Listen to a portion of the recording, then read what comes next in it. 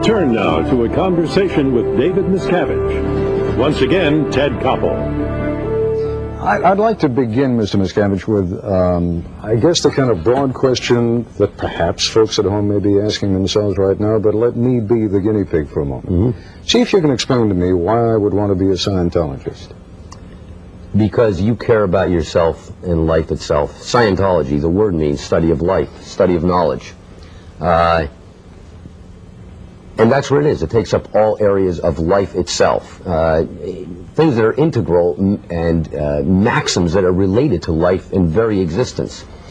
Let me give you an example. It's better if I take that because it is such a broad-ranging subject covering so many different areas. The subject of communication. This is something that major breakthroughs exist in Scientology. Being able to communicate in the world around you. And I think everybody would agree that this is an important subject. Well, there's an actual formula for communication, which can be understood. You can drill on this formula of communication and learn to drill. But moreover, take the person who has trouble communicating, well, for some reason he can't, anxiety, whatever. I'll tell you what, let's stick with me, okay? So far in life, I haven't had a whole lot of trouble communicating. Now, see if you can communicate to me what it is that you're going to be able to do for me that makes me a better communicator. Well, in Scientology, you don't do anything for somebody else. Scientology is something that requires somebody's active participation. Then, fine. And certainly, let me explain something. I want to participate. I want to be active. Okay, what in your life, Ted, what in your life do you not feel is right that you would like handled? I feel perfectly comfortable with my life. I like my job. I'm happy with my family. I love my wife. I'm healthy. I'm perfectly content. That's why I'm asking you, what is it you can do for me? Well, number one, I would never try to talk you into that Scientology is for you. You see, that's the funny thing about this, is if I'm now going to give a sales pitch to you on Scientology, believe me, Scientology is valuable enough that it doesn't require any sales pitch. But let's look at it this way then, what Scientology does. If you look out across the world today, you could say that if you take a person who's healthy, doing well, like yourself, you'd say that that person is normal, not a crazy, not somebody who's a psychotic. You look at a wall and they call it an elephant.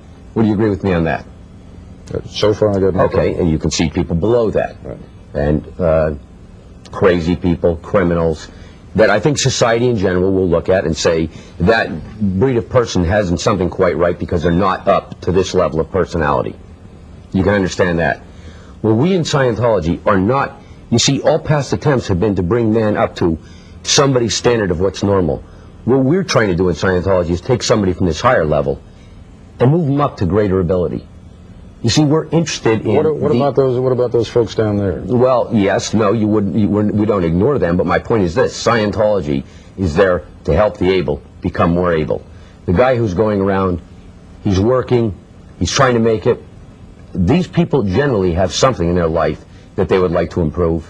And in any event, if you can increase that person's ability, the one who's chipping in, the one who's able, and bring him up higher, the sphere of influence that he affects in the world around him can be much greater, and he can get on and do better. Now, Mr. MisCavige, when you and I talked the first time, a few months ago, I said to you I was going to come after you on some of these issues. I am a cynic by nature. I guess that's why I like being a reporter. What you have described to me there fits perfectly with the image that I have of Scientology, namely, you're interested in folks who are producing. Another way of saying that is you're interested in folks who've got money and who can pay to work their way up the Scientology ladder. That's where you missed the point, because in fact, you know, this subject of money comes up, but you've got the wrong issue there. The subject of money is, where's it going?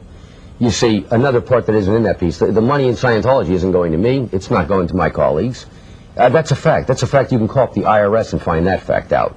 They've audited our records and seen all of that, and none of that money is going anywhere. As a matter of fact, the officials in the church are paid far less and live far more frugal existences than any other church leader. Our money goes to social causes that we accept. You take these people, we are the largest social reform group in the world, do far more than any other church. For the last 2 years, we've been voted the Community Outreach Group of the Year in Los Angeles. By whom?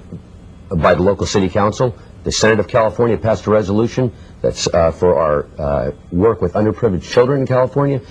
We work on getting drug addicts off drugs. We support Narconon, which is Drug Rehabilitation Center, using the drug rehabilitation technology of L. Ron Hubbard. There are 33 centers around the world. Over 100,000 people have been gotten off drugs. We sponsor educational programs. Several years ago, in just one instance, we worked with... I don't want to minimize any of that, but how does that make your group, how did you put it, that you do more to help... Social reform. Social reform than any other group in the world? More than the Catholic Church? More accurately is per size. And when you put it in that rate, in other words, how big Scientology is compared to any others, the amount that we do on that subject, there's not even anybody comparable. Okay, we've got to take a break. We'll continue our discussion with David MisCavige in a moment.